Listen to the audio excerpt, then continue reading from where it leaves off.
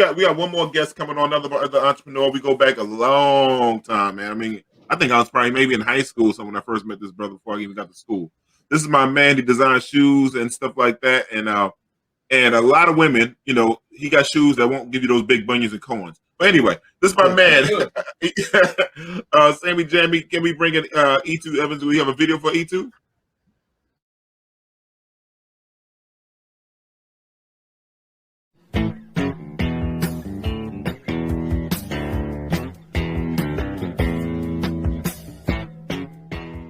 The breakthrough moment comes when celebrities start calling for samples, and your shoes are finally being carried by big stores. Well, that's the way that Etu Evans is writing right now. Shoes that are conversation pieces, things that you can't find, so I use a lot of novelty fabrics. They're coated camouflage with coconut rind and a cola nut.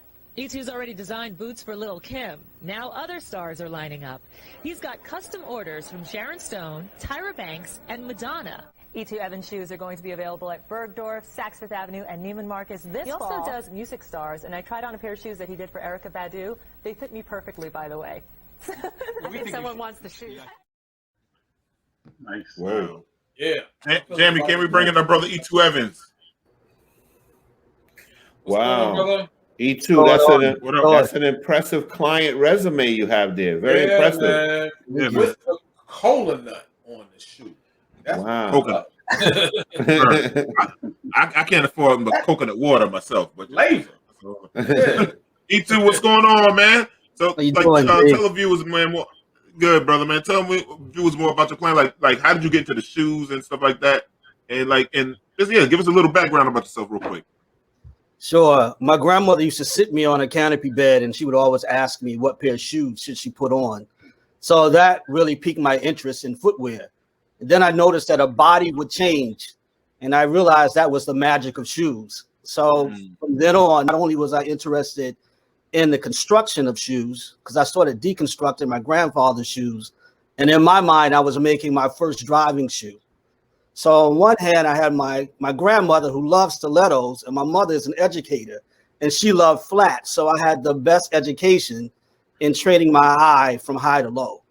Wow. Let me ask you this question. Really to be a trailblazer in the footwear industry, particularly in the luxury market. I was tired of hearing everybody making, all of these designers, these rappers who look like me and you rich, but they didn't see the value in people who look like me and you. Right. So I remember when I first started in Harlem, people were like, nobody's going to pay $2,000, $3,000 for a boot from you. And you in Harlem, and it's the middle of the crack, and then they started to see all these girls coming from London.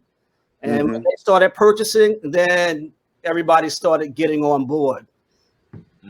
So that's how I actually got into shoes. Some people think you have to sacrifice comfort for style. Could you speak to that a little bit? Some people say the shoes look great in some cases. And I'm not talking about your shoes, I'm talking about in general, when they get the stylish shoes. But some women have complained that after they take them off that night, it's just been, they look great, but they feel horrible. I'm sure that's something that you've had to deal with and compensate for. Well, I made everything by hand for the longest. So you wouldn't have that problem with me.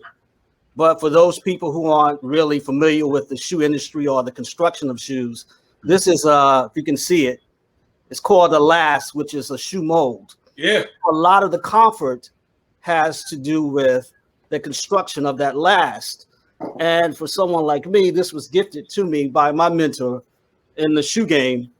So basically, if you have what I call the Etu vegetable melody, corns, onions, and bunions, you just and you can put the leather in, and then what it does is, hold on a second here, it creates a pocket so that corn can pop into that area. Wow. And it weakens the leather to make that particular area of focus a little more relaxed and comfortable for the wearer. There's a real custom element to that. You know what I mean? Yeah, that's what I'm really feeling. It's a real I had the opportunity to be in a lot of factories in Italy in particular, all over Europe, but really Italy is where my focus is. But for the longest time, everybody knows me from 135th Street. That's where it all started for me. Yeah. But even before 135th Street, I would have these elaborate garden parties, and I would sell jewelry and hats.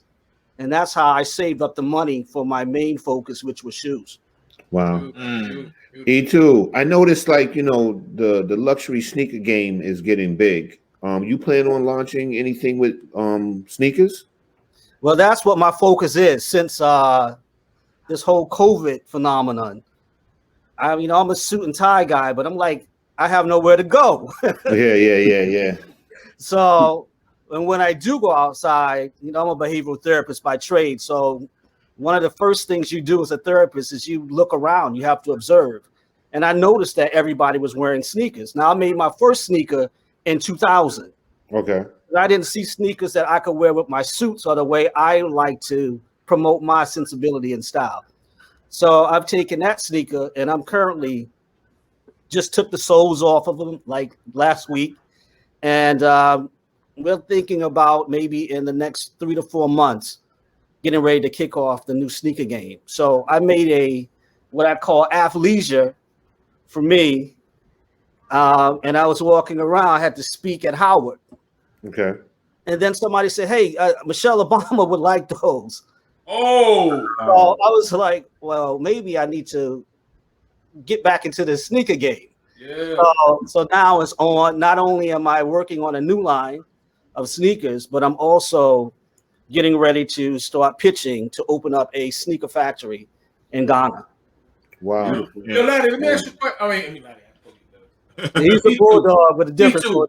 What's the concept like? Like when you start like when you're thinking of a concept on what to create, you know what I mean? Do you like just kind of just go to, I don't know, you just zone out or whatever, or do you just see what's happening in terms of like, trends or anything like that? What's that like for you? You know what I mean? Like when you're thinking of a new design or something that you want to do. What inspires you? What inspires you? Exactly. Yeah. Right? Thank you very much. I got your back, Derek. I got your back. Thank you. I know you, brother. Light skin connection. Yeah. Let's go.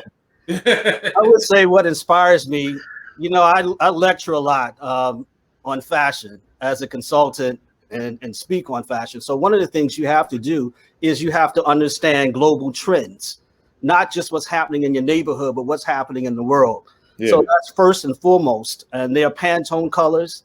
I mean, you will see how fashion actually blends or intersects into home and interiors because there are certain color trends. So that's one. I try to find out what the color is. And then I look at, the silhouettes. What's popular this particular season? Is it a fall on the leather? So to Laddie's point, what I did was I reached for one of these. This is lambskin, but you can see my monogram on the lambskin. I'm always experimenting, seeing how I can customize and create something exclusive for my customers. And that's why they come from around the world to try to get something signature for me. So, and the other half of it is everything for me has to be Etunized, because I think what makes a strong designer is a point of view. And those designers who are most successful have a strong point of view. People should be able to understand who you are through your sensibility of what you're presenting.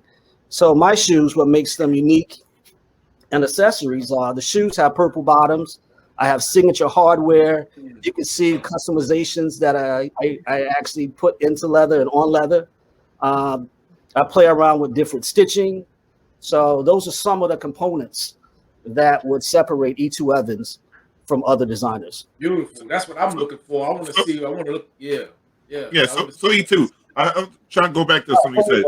Here's the purple bottom. There you go. There you go. Greyhound on it. I can look at that and say that's Etu Evans right there. I want to see that. That's what I'm looking for. And it has the Greyhound on it. So yeah. real quick, Etu, like I know, you said like basically you global and stuff like that, and I know that you said you're gonna do a lot of work and started out of Ghana. Why did you pick going back to the motherland to start your sneaker your company? And not start, but like to get more into it, building it. Well, first and foremost, I'm sure you've heard of the year of return, where everybody went back to Ghana.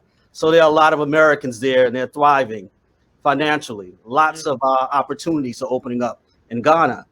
But in October, I was recently approached to represent the U.S. for Beyond the Return. And Beyond the Return is a cross-cultural program, and I'm the lead for fashion. So there you'll see soon my, praying that this COVID gets out of the way, but you'll see my footwear, belts, bags, and you'll see some customized pieces of furniture and jewelry.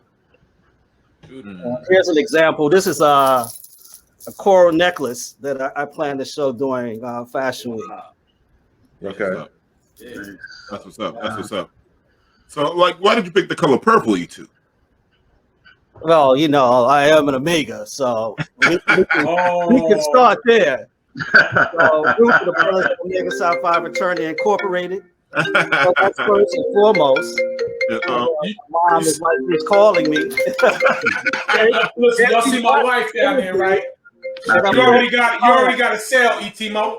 Etu, my wife just plugged in. She said she's gonna get me to buy something. You saw that? Yeah, that was my wife. Yeah. Oh, all right. Your wife has good taste. Yeah, I'm going to tell my husband. That's my lady right there. Yeah. So you already got one off top. That's what's up. Beautiful, so, Derek. Get that $2,000 pair, brother. Hey, man. I heard you ask a question earlier. I've been to a lot of the factories. I got invited to the Gucci factory. I've been to a lot of them, and I'm not going to say which factory. I'm not trying to get sued. But just because it has a name on it does not mean that it's synonymous with quality. And I think that's the thing we have to be educated on, because I think the popularity, people have really, really, fall in love with that. And there is not much individuality. I love the fact that you make things by hand, that you stand behind them, and Laddie as well. So I'll tell you, I didn't know much about it, but I did have an idea that those other brands, in some cases, whoever they may be, definitely because are more trendy than quality in a lot of cases. Yeah, well, I was told initially that in fashion, it doesn't matter as long as the shoe looks good, it doesn't matter how it feels. Right. But I would go to events, and then, she's there for 10 minutes, and I look across the room, and everybody's holding their shoes in their handbag. Yeah. Well, why is that? Because their feet are bleeding. Their feet are bleeding in the shoe. That's why. Yeah. Now your foot is rebelling. Yeah. And it's not a good thing. So I have a classmate that graduated with me from Columbia University, and she always would trip up in heels, but she could teach a whole class, a whole course wearing my shoes. Wow. So construction is key. Absolutely. So I try to intersect comfort with a fashion-forward sensibility. Now, these sneakers are fire, I'm telling you. So I'm really excited. You better make them a size 14, because I tell you, us big feet people always get jerked on the fashion defied. I'm always a size 22 is the largest shoe I've made. Wow. Well, make them 14 wide, brother. Make some 14. Real quick, before you go, I want you to tell us a little bit more about your foundation before you go. Sure.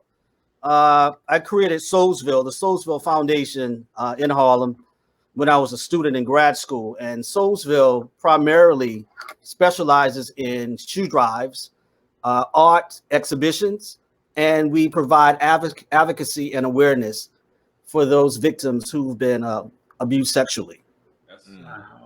Wow, that's great.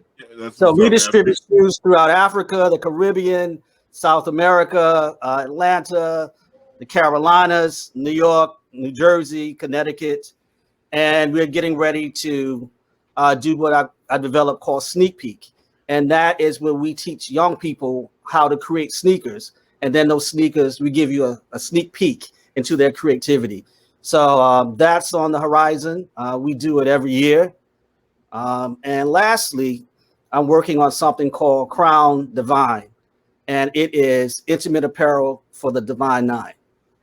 Beautiful. That's what's up, man. That's what's up. What's up? I better get something in blue, man. So Etu, man, how can the people find you, brother? You can find me on Instagram at Etu Evans, Facebook at Etu Evans, and if you want to send me an email, you can hit me up at etuevans@gmail.com. That's the Etu, man. Listen, we appreciate you, man. I appreciate your family because they showed a lot of love. They support the show. Your cousin Steve he just shouted you out and whatnot. Shout out Steve. Shout out Steve. and the brother that running the game, man. We need some. To my cousin Sam, big up Sam, dope show, dope host, and I'm honored to be a part of it. And shout out Miss Bazemore. Look at this, man. 10 to 14. Shout out Miss Bazemore. That's not a joke. I see her right there. That's not a joke. Right there. Yo, Etu, you about to have all Derek's money that we owe him all for of this it. show. All of it. Solid money, no coin.